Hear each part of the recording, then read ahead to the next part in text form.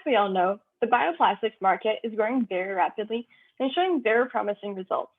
New biopolymers are making their way on the market, including protein-based bioplastics, which have a wide range of properties depending on their amino acid composition. The paper I'm going to present is on the development of a novel soy protein-based superabsorbent matrix with added salt.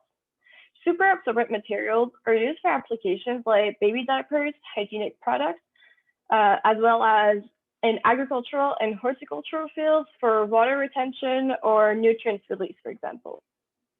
In this study, soy protein was used because of its high amount of hydrophilic amino acid residues like aspartic and glutamic acid, which makes it more suitable to create a very effective water-absorbing material. In order to further promote water absorption, sodium bicarbonate and sodium carbonate were used as additives. Sodium bicarbonate is often used as a blowing agent in foam production since it decomposes into sodium carbonate, water, and carbon dioxide when heated. This work uses injection molding, which is constituted of three main steps: plasticization in the feeding cylinder, injection and compression in the mold, and the cooling of the sample. The main goal of this study is to determine the effects of the addition of sodium bicarbonate on thermomechanical properties, water uptake, and the structure of the soy-based bioplastic. Soy protein isolate with a minimum of 90% protein content was used with glycerol as a plasticizer. The SPI-GL ratio was of 1, and they were mixed at room temperature at 50 RPM for 10 minutes. The resulting blend was then processed by injection molding at temperatures varying from 40 to 130 degrees Celsius and at 500 bar pressure. To begin, a thermogravimetric analysis was done. For the blends, we can see that they follow a similar pattern. They peak at 75 degrees due to the moisture content, then peak again at 210 degrees due to the glycerol content that evaporates, and then finally peak a third time at 305 degrees due to the soy protein isolate that degrades. On the graph D, it is possible to observe that the first peak is higher when the SB content is greater, which would be related to the hydrophilic character of the salt, which would retain more moisture. However, the last two peaks are lower with decreasing SB, which might imply a segregation between the SPI and GL with greater amounts of salt. They then did a dynamic mechanical thermal analysis.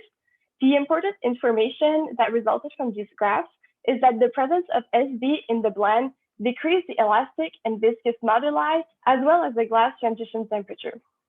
This shows that SB might induce a certain plasticizing effect. For the water uptake experiments, we can see that an increase in temperature resulted in a lower water uptake for all the samples, which could be explained by an increase in cross-linking at high temperatures, leading to a more packed structure, less prone to absorbing water. However, the water uptake greatly increases for samples containing SB, which peaks at around 1 to 2.5% salt concentration, which also corresponds to the highest values for maximum strain. However, after that, it diminishes progressively. This could be caused by the reduction in the amount of protein available or the reduction in the elongation properties of the higher SB contents. In addition, wider pore sizes have been detected in materials containing more SB. As you can see, the volume and number of pores increase with higher values of SB, contrarily to the water uptake. This means that they are not related, as any intake or outtake of water would not be beneficial for the samples. The presence of SB also impacts the tensile strength, the tensile properties. As we can see, an increase in SB results in the material being more easily deformed under load and with a lower Young's modulus and a higher strain at breakage. They then evaluated the effect of adding sodium carbonate to the blend. The results showed that the water uptake was higher for the samples containing SC compared to SB.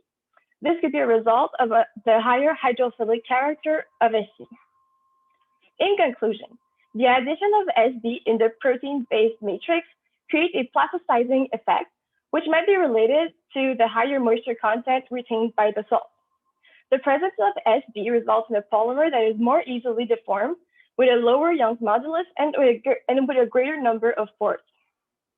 It also increases the water uptake capacities, which peaks at around 2.5% salt content. After replacing SB by SC, they found out that the water uptake increases in the presence of SC. Indeed, it reached an absorption capacity of 36 times its own weight. So, soy protein-based biopolymers formulated with SC or SB could very well be used as biodegradable superabsorbent materials. Thank you.